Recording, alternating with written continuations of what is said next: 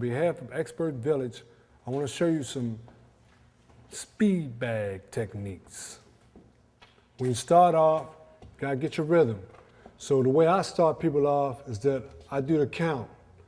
1, 2, 1, 2, 1, 2, 1, 2, 1, 2, 1, 2, 1, 2, 1, 2, 1, 2, 1, 2, 1, 2, 1, 2, 1, 2, 1, 2, 1, 2, 1, 2. Then I speed it up.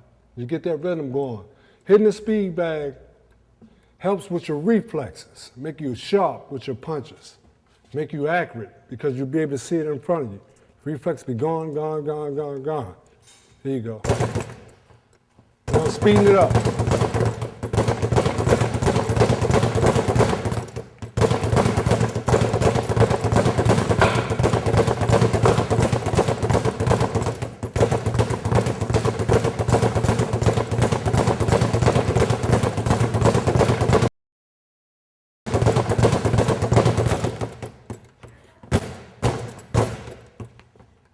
My name is Marvin McDowell, founder and president of Umar Boxing Youth Development. No hooks before books. Thank you for watching.